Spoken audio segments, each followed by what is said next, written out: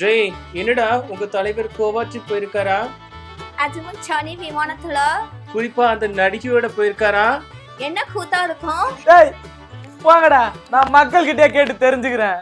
விஜயும் த்ரிஷாவும் வந்து தனி விமானத்துல கோவா போனதா சொல்றாங்களே, அதை பத்தி தனிப்பட்ட ஒரு அந்தரங்கத்து விஷயத்தை தலையிடக்கூடாது, அது தவறான விஷயம். ப்ரோ அவன் 1008 சொல்லுவான், அது அவங்க விருப்பம் ப்ரோ. காரணம் திரிஷா வந்து யோக்கியமானவளும் கிடையாது, இவனும் யோக்கியமானவன். இவனும் பொம்பளை பொறுக்கி, அவளும் ஆம்பளை பொறுக்கி, ரெண்டும். அதுதான் பொய்யான்றது நம்ம கண்டுபிடிக்கிறது நம்ம வேலை கிடையாது. ஏன்னா அவங்க வாழ்க்கை அது. எனக்கு தெரியாது, அது அவங்க தான் முடிவு பண்ணணும்.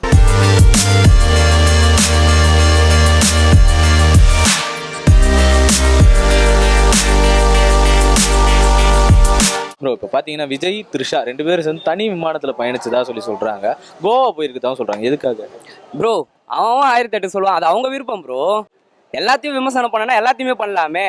இந்த ரோடை பாருங்க, இந்த சைடு அது அந்த ஊருக்குள்ள போய் பாருங்க, அந்த ரோடை பத்தி விமர்சனம் பண்ணலாமே. ஏன் ஒருத்தரையே டார்கெட் பண்ணி பண்ணணும்? என்ன காரணமா இருக்கும் அப்படி பண்றது? எல்லாம் ஒரு காரணம் தான் ப்ரோ, பாலிடிக்ஸ் தான், வேற என்னவா இருக்க போகுது? சரி, அவங்க எதுக்காக போயிருப்பாங்க? அது அவங்கள தான் ப்ரோ கேட்கணும். முதல்ல அவங்க போயிருக்காங்கன்னு அது உண்மைதான் தெரியுமா? கன்ஃபார்ம் தெரியுமா யாருக்காவது? தகவல் அப்படிதான் வெளியே வந்திருக்கு. நிறைய தகவல் வெளியே வருது அப்படின்னு பார்த்தா அதை பத்தி யாருமே பேசலையே. மழை வந்து ரோடு எல்லாம் பேத்துன்னு போயிடுச்சு, அதை பத்தி யாருமே பேசலையே.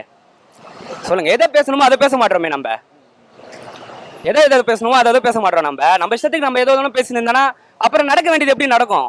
எதுவுமே நடக்காம தான் இருக்கும். மக்கள் எதெல்லாம் கேட்கணும்னு நினைக்கிறீங்க? அப்படி எல்லாமே கேட்கணும் ப்ரோ, எதுவுமே கேட்காம இல்ல. யாரு கூடயோ இருக்கிறத வச்சு நீங்க கம்பேர் பண்ணி கேட்குறீங்களா? உங்களுக்காக கேளுங்க, அதை கேளுங்க ஃபர்ஸ்ட். தேவையில்லாத எதுக்கு கேட்குறீங்க? ஒரு ரோடுலயே ஒரு ரோடை பத்தி கேளுங்க, அதை பத்தி விமர்சனம் பண்ணுங்க. மழை வந்தா தண்ணி நிற்குது, அதை பத்தி விமர்சனம் பண்ணுங்க. எதுக்கு தேவையில்லாத பத்தி நம்ம பேசின்னு இருக்கணும்? ஒரு கட்சி வந்துச்சுன்னா அந்த கட்சியை பத்தி தான் பேசணுமா? இது சரியில்லை அது சரியில்லை அதை கேளுங்க, அதை ட்ரோல் பண்ணுங்க. தனிப்பட்ட ஒரு அந்தரங்கத்து விஷயத்தை தலையிடக்கூடாது, அது தவறான விஷயம். அது தனிப்பட்ட விஷயம், அதில் நாங்கள் தவறு இல்லை. பொது வாழ்க்கையில் வரும்போது பொது வாழ்க்கையை தான் பேசணும், இதெல்லாம் பேசக்கூடாது. இல்லைண்ணா, லியோ 2 படத்துக்காக போயிருக்கலாம் அப்படி இருக்கலாம். அது அவங்க தனிப்பட்ட விஷயங்க. எத்தனைய நடிகை கூட அவர் போகலாம் வரலாம், அது அவர் தனிப்பட்ட விஷயம். அதெல்லாம் நாங்கள் கேட்க மாட்டோம். நாங்கள் திமுககாரங்கன்னா நாகரிகமாக இது விமர்சனம் பண்ணுவோம். ப்ரோ அது உண்மையா பொய்யான்றது நம்ம கண்டுபிடிக்கிறது நம்ம வேலை கிடையாது. ஏன்னா அவங்க வாழ்க்கை அது. அவங்க ரிலேஷன்ஷிப்ல இருந்தா அது அவங்க குடும்பம் பார்த்துக்க போறாங்க. நம்ம தெரிஞ்சு ஒன்றும் பண்ண போறது இல்லை. நம்மளுக்கு ஒத்த பைசா பிரயோஜனம் இல்லை. இல்லை, சப்போஸ் ரிலேஷன்ஷிப்ல இருந்தா சரியா? அது அவங்கள பொறுத்து தான் ப்ரோ. நம்மளுக்கு பார்க்கும்போது சரின்னு தோணும், தப்புன்னு தோணும். இப்போ என்ன கேட்டிங்கன்னா தப்புன்னு தான் சொல்லுவேன். ஆனால் அது அவங்களுக்கு சரின்ற மாதிரி பண்ணலாம். அது அவங்க குடும்பம் தான் டிசைட் பண்ணணும். சங்கீதா மேடம் தான் டிசைட் பண்ணணும் அது. சரி, ஓகே, அவங்க அதெல்லாம் ஓகே. ஆல்ரெடி டிவிக்கெல்லாம் இது ஏகப்பட்ட பிரச்சனை இருக்கு. இதெல்லாம் விட்டுட்டு அவர் அங்கே போயிருக்காரு. ஏன்னா அவர் கட்சி அலுவலகத்திலேயே போய் பிரச்சாரம் எல்லாம் பண்ணிட்டு இருக்காங்க, போராட்டம் பண்றாங்க. அதுவும் நம்ம கட்சியிலேயே வந்து இப்போ நிறைய ஊழல் நடக்குதுன்னு சொல்லிட்டு. அதை பற்றி தெரில ப்ரோ. லியோ 2க்கு போயிருக்கலாமோ? லியோ 2 அது வரவே இல்லை இன்னும். இல்லை, சப்போஸ் அதோட டிஸ்கஷனாக இருக்குமோ? அது தெரில ப்ரோ. படம் நடிப்பாரானே தெரில. அதுக்கு படத்துலேயே இருந்திருக்கலாம். ஆனால் படத்துலேயே இருந்திருக்கலாம். ஆமாம். அவருக்கு பணம் இருக்குங்க. அவர் கோவான்னாங்க எல்லாம் லண்டனே சுற்றிட்டு வரலாம் ஃப்ளைட்டில். என்ன தனி விமானம்? அவர் பணம் இருக்கிறதால அவர் தனி ஃப்ளைட்டை வாங்கலாம். அந்த அளவுக்கு சொத்து இருக்குது. யாரால சொத்து சேர்ந்தது?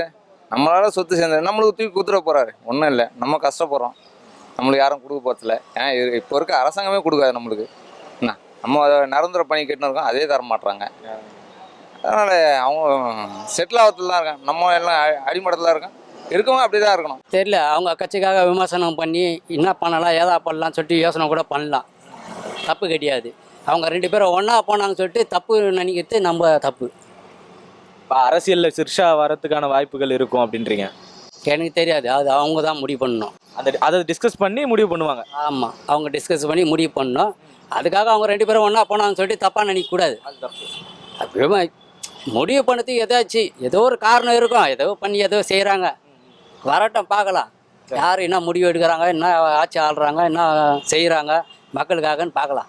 விஜய் வந்தாலும் மக்களுக்கு என்ன பண்ணுறாருன்னு சொல்லிட்டு கூட பார்க்கலாம், தப்பு இல்லை. நம்ம என்னத்த சொல்கிறது, எல்லாருக்குமே தெரியுது எதுக்கு போயிருக்காங்க. அவர் ஒரு கட்சியில் இருக்கார். இன்னொரு நடிகர் ஒன்று ஷூட்டிங்க்கு போகலாம். அங்கே கோவாவில் ஷூட்டிங்காக என்னன்னு நமக்கு தெரியாது. அவர் பிஏ ஒருத்தர் இருக்கார், அவர் பேர் என்னது? ஜெகதீஷ். அவரை கேட்டால் தெரியும். ஷூட்டிங்க்கு போயிருக்காங்களா இல்லை வேறு எதுனா பிஸ்னஸ் பண்ண போயிருக்காங்களான்றது அவரை கேட்டால் தான் தெரியும்.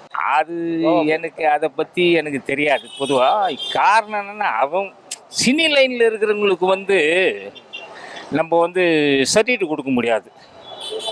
காரணம், திரிஷா வந்து யோகியமானவளும் கிடையாது, இவனும் யோகியமானவன். இவனும் பொம்பளை பொறுக்கி, அவளும் ஆம்பளை பொறுக்கி, ரெண்டும். அதுதான் சினி லைனு. எனக்கு என்னுடைய பார்வையில் சினி லைனை பொறுத்தவரையிலும் இதுதான். அது அவங்களோட பர்சனல் தனிப்பட்ட கருத்து, அதை பற்றி நம்ம தலையிட போகிறதில்ல. ஏன்னா அரசியல் வேறு, பர்சனல் வேறல்ல. அதனால் அதில் நம்ம தலையிட போகிறது தேவையில்லை. அதோட அவங்களோட பர்சனல் விஷயம், அது நமக்கு வேண்டாம். சரி, நான் இப்போ எதுக்காக போயிருப்பாங்கன்னு நினைக்கிறீங்க? லியோ 2 படத்துக்கு டிஸ்கஷன் போயிருப்பாங்களா? அதாவது அது அவங்க விவகாரம். அது என்ன, அது அவங்க என்ன என்ஜாய்மெண்ட் போனாங்களோ இல்லை எதாவது டிஸ்கஸ் பண்ண போனாலும் நமக்கு தெரியாது. அப்படி சொல்லிக்க, படம் வந்து ஒரு சாக்கு, ஷூட்டிங் வந்து ஒரு சாக்கு. இப்போ ஒரு ஆணும் பெண்ணும் சந்திக்கிறதுக்கு ஒரு இடம் நம்மளுக்கு தேவைன்னா, நீ அந்த பஸ் ஸ்டாண்டுக்கு வந்துடுமா, நான் அந்த ஹாஸ்பிட்டலில் வந்துடுறேன்னு சொல்கிறோம் இல்லையா? அதே தான் அவங்களுடைய நிலைமை. அது நம்மளுக்கு எதுவும் தெரியாதுல்ல. ஏன்னா நம்ம கூட நாங்கள் ரெண்டே இருக்கோம். உங்களோட பர்சனலாக நான் இன்வால்வ் ஆக முடியாதுல்ல. இப்போ பொது காரியம் வரும்போது மக்களுக்கு என்ன தேவையோ அதை தான் நம்ம பண்ண வேண்டியது இருக்குது. மக்களுக்கு என்ன குறை இருக்கோ அதை ஒருத்தர் தீர்க்க வர்றாருன்னா பரவாயில்ல, சந்தோஷம், ஏற்றுக்கிட வேண்டியதான். வேற என்ன, யார் வந்தாலும் நம்மளுக்கு சந்தோஷம் தான், மக்களுக்கு ஏற்ற மாதிரி. இப்போ என்னன்னா, ஒரு கட்சின்னு வந்து அதை கேட்கக்கூடாது சொல்கிறீங்க இல்லையா? இப்போ ஒரு கட்சின்னு இருக்கும்போது அதில் ஒரு அதுக்குன்னு ஒரு வரலாறு இருக்கும். இது வரைக்கும் புதுசாக ஒரு கட்சி ஆரம்பிக்கும் போது அதில் இருக்கிற குறைகளை விமர்சனம் பண்ணுறது தப்பு இல்லையே? குறைய முதல்ல நாலும் கட்சினாச்சு கரெக்டாக இருக்கணும்ல ப்ரோ. நீங்கள் கரெக்டாக வந்து நீங்கள் என்ன கேள்வி கேட்டால் ஓகே தான். நீங்கள் கரெக்டாக வந்துட்டு என்ன கேளுங்க ஃபர்ஸ்ட்டு. அப்படி பார்த்தா பொதுமக்கள் நிறைய பேர் எல்லாருமே ஒரு தப்பு பண்ணுறாங்க. யாருமே கேள்வியே கேட்கக்கூடாதா? கேள்வி எல்லாருமே கேட்கலாம் ப்ரோ, யாரும் வேணா கேட்கலாம். கரெக்டாக இருக்கிறவங்களை கேளுங்க. நீங்கள் கரெக்டாக இருந்தீங்கன்னா என்ன கேட்கலாம். நீங்கள் கரெக்டாக இல்லாமல் என்ன எப்படி கேட்பீங்க? உங்கள் மேலே தப்பு வச்சு நீ என்கிட்ட ஒரு சின்ன தப்பை காட்டுறீங்க. உங்கள் மேலே நிறைய தப்பு இருக்கு, அதை கேளுங்க. உங்களுக்குள்ளேயே நீங்கள் கேளுங்க.